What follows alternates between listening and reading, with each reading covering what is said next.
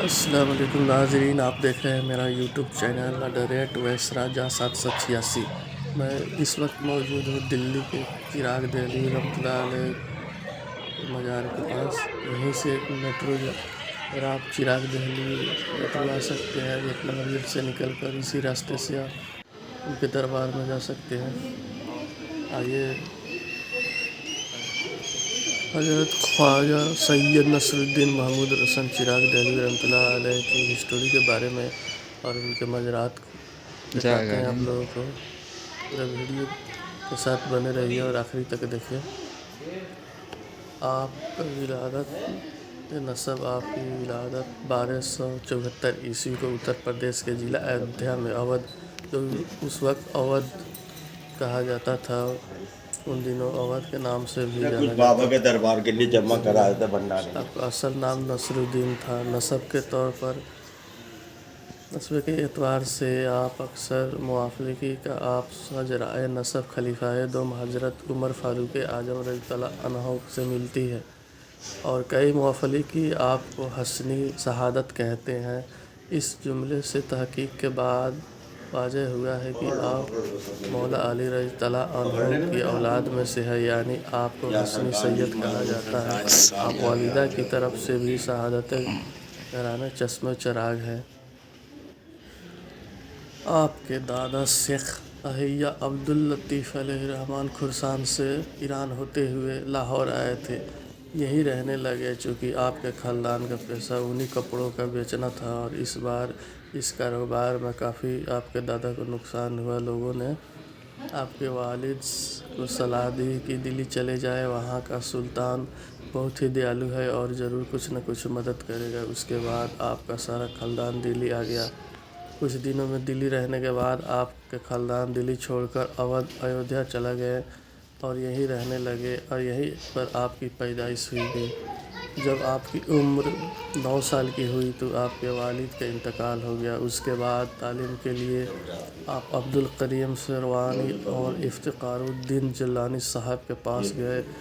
جب آپ کی عمر 14 سال ہوئی تو آپ خواجہ نظام الدین محبوب الہی رحمۃ اللہ علیہ کے دربار میں پہنچے اور وہاں روحانی تعلیم حاصل کرنے لگے۔ ان دنوں محبوب الہی رحمۃ اللہ علیہ کی خانقاہ کا ایک معمول تھا کہ جو بھی مرید عقیدت کے ساتھ روحانی تعلیم کی طرف توجہ دیتا، اس پر محبوب الہی رحمۃ اللہ علیہ کی نظر ہوتی تھی۔ جب وہ توسط سے ہر مسئلے پر ہر مرحلے میں پاس ہو جاتے تو اس کو آپ خلافت عطا کرتے تھے۔ آپ بھی دن رات مجاہدہ کرتے رہتے تھے۔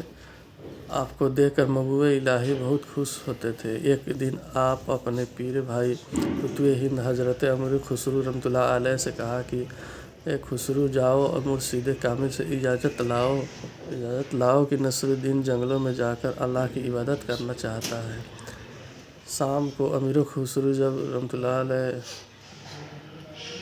محبوب الہی رحمۃ اللہ علیہ کی بارگاہ میں گئے، عالیہ حاضر ہوئے تو فرمایا کہ حضور، آپ کے مرید نصر الدین جنگلوں میں رہنا چاہتا ہے اور یاد الہی میں کھو جانا چاہتا ہے۔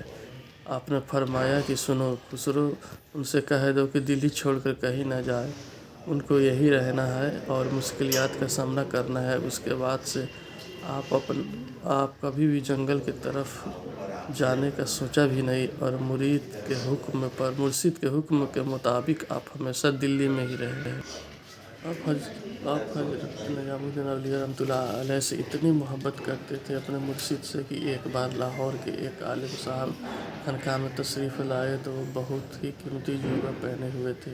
حج کے وقت انہوں نے وضو کرنے کے لیے جوبہ اتارا، اتنی دیر میں کوئی شخص ان کا جوبہ اٹھا کر لے گیا۔ جب وضو سے فارغ ہوئے تو جوبے کو نہ پا کر شور شرابہ کرنے لگے۔ ان کا شور شرابہ سن کر آپ ان کے پاس گئے اور شور کرنے کی وجہ جانی تو انہوں نے سارا ماجرا آپ کو بتایا تو آپ نے فرمایا، میرے مرشد نماز ادا کر رہے ہیں، تم اونچی آواز میں شور شرابہ نہ کرو۔ یہ لو میرا جوبہ لے لو، لیکن خدا کے واسطے میرے مرشد کی عبادت میں خلل مت ڈالو۔ آپ کی یہ عقیدت اور عاجزی دیکھ کر خواجہ نظام الدین محبوب الہی رحمۃ اللہ علیہ حجرے سے باہر آئے اور کھڑے مسکرانے لگے۔ आपसे आपके मुर्शिद भी बहुत मोहब्बत रखते थे। आपके नाम में रोशन चिराग क्यों लिखा जाता है, इसके पीछे की एक वजह है जिसमें कुछ रिवायतें एकदम सटीक है। पहला ये है कि कहते हैं कि एक बार बादशाह मोहम्मद फिरोज तुगलक ने खानकाह का तेल की पाबंदी लगा दी, यानी खानकाह में काम में तेल ले जाना बंद कर दिया गया था और ख्वाजा निजामुद्दीन औलिया महबूब इलाही रहमतुल्लाह अलैह का उर्स मुबारक भी चल रहा था। रात का वक्त हुआ, मुरीदीन ने अकीलमंद ने चिराग जलाने की ख्वाहिश की। आपने कहा कि जाओ कुएं से पानी निकाल लाओ। कुएं से पानी निकालने के बाद आपने उसी पानी को चिराग में डाला और कुछ ही देर में सारे चिराग जलने लगे। आपकी इस करामात को देखकर बाद में आपका नाम रोशन चिराग पड़ गया। दूसरी रिवायत में है कि एक बार आप ख्वाजा निजामुद्दीन महबूब इलाही रहमतुल्लाह अलैह के पास खड़े थे। सामने एक मेहमान ही बैठे थे। आपके मुर्शिद ने कहा, नसरुद्दीन बैठ जाओ, तो आपने जवाब दिया कि हुजूर, अगर मैं बैठ जाऊँ तो आपके मेहमान की तरफ मेरा पुश्त हो जाएगा, यानी मेरा पीठ हो जाएगा। इससे आपके मेहमान की शान में गुस्ताखी होगी।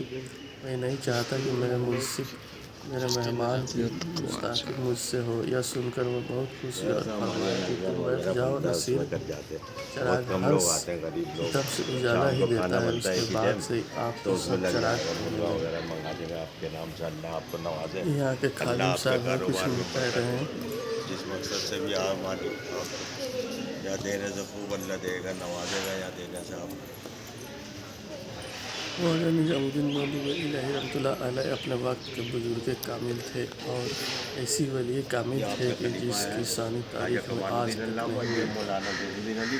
और एक ख्वाजा सरकार की निजामुद्दीन चौकी है, वो महबूब देख इलाही जाइए। रहमतुल्लाह अलैह अक्सर कहा करते चौकी थे है, देखने की चीज़ है, कि मैं आपके चाहता ज़माने था की इन है। बदर आपके खुसरमतुल्लाह ज़माने अलैह की चौकी खलीफा है, पौने अव्वल 700 बने, साल हो। लेकिन नसीर अपनी किस्मत पर तुम नाज कर। इतना काम है कि इतना कम है, क्योंकि अल्लाह और उसके रसूल का हुक्म है कि मेरे खलीफा अव्वल कोई और नहीं बल्कि ख्वाजा नसरुद्दीन महमूद रोशन चिराग दहलवी रहमतुल्लाह अलैह को बनाया जाए। इस लिहाज से आपकी शान और अजमत निराली है। आपकी शान बयान करना मामूली बात नहीं है। इंसान इसी से अंदाज़ा लगा सकता है कि आपके मुरीदीन बहुत वली कामिल। बंदा नवाज गुलबर्गा शरीफ में जो ख्वाजा बंदा नवाज डेक्कन से मशहूर आप ही की खलीफा है। और बीच में आपको दिखाता चलूँ, ये तख्त है चिराग दहलवी रहमतुल्लाह अलैह का। ये और भाषा में चौकी भी बोला जाता है। 700 बरस पुरानी ये चौकी, जो आप इसकी जियारत करें, इसी पर बैठ के दस्तगार देते थे। ये 700 बरस पुरानी है, उनके ज़माने की, अभी तक मौजूद है।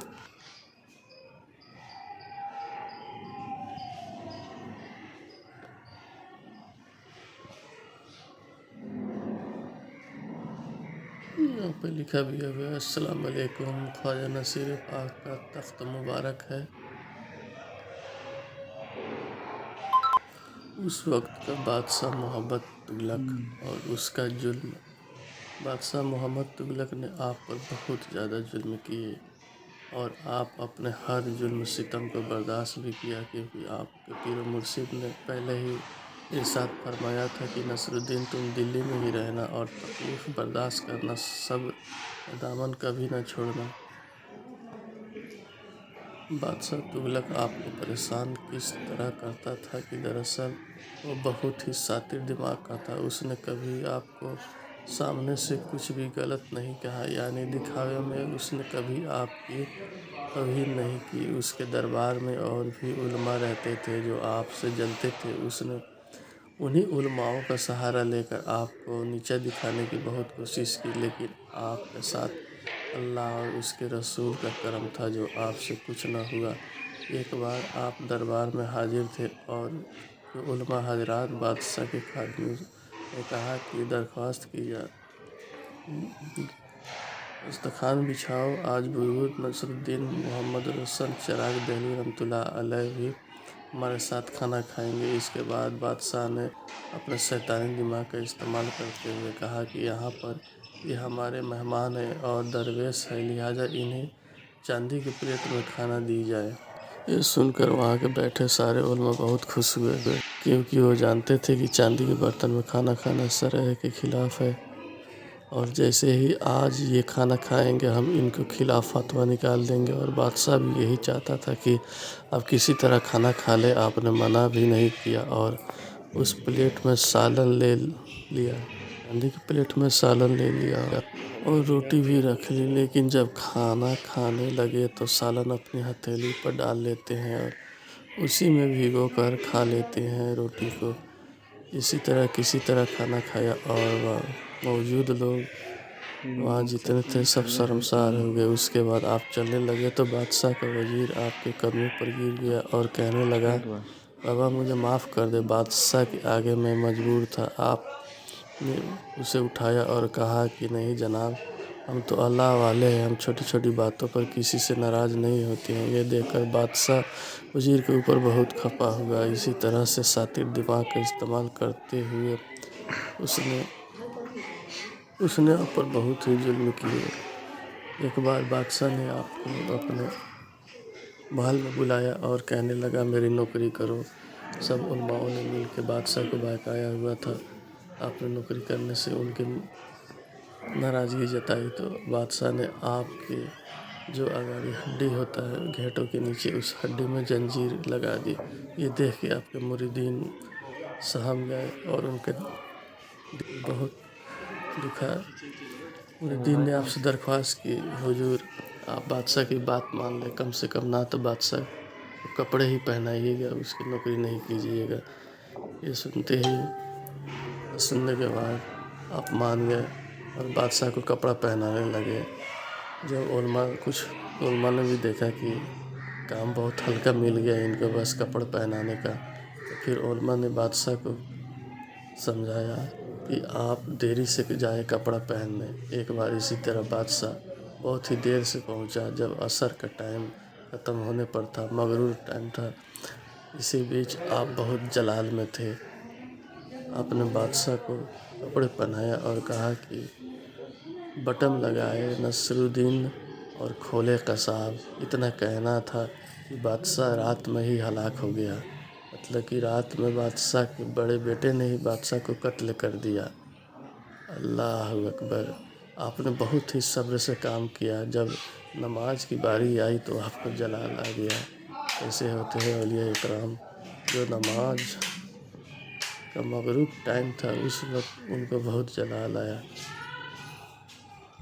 इनके बारे में वाक़या तो बहुत है, मगर आप कभी भी आप हजरात से दरख्वास्त है, आप कभी भी आए दिल्ली आए, इनकी बारगाह में ज़रूर आए। यहाँ बहुत ही सुकून मिलता है। ये जो मजार शरीफ देख रहे हैं ये उनके खादिम का है। दिल्ली किसी भी मेट्रो से आप यहाँ पर आ सकते हैं। दिल्ली चिराग जगह का मेट्रो आप पकड़े और 1 नंबर गेट से निकल कर आप सीधे दिल्ली गांव आ जाए। वहाँ पर किसी से पूछे आपको बता देंगे। आपको मेरी वीडियो कैसी लगी? आप यहाँ दिल्ली आते हैं, मेरी गुजारिश है आप ज़रूर आए। यहाँ बहुत सुकून मिलता है और यहाँ पर मुरादें भी बहुत पूरी होती है। और इसी वीडियो के साथ मेरे चैनल को आप सब्सक्राइब करें, जो आप नए हैं तो लाइक करें, शेयर करें। अस्सलाम वालेकुम रहमतुल्लाहि व बरकातुहू। 10 मिनट से ज़्यादा का वीडियो बन रहा है।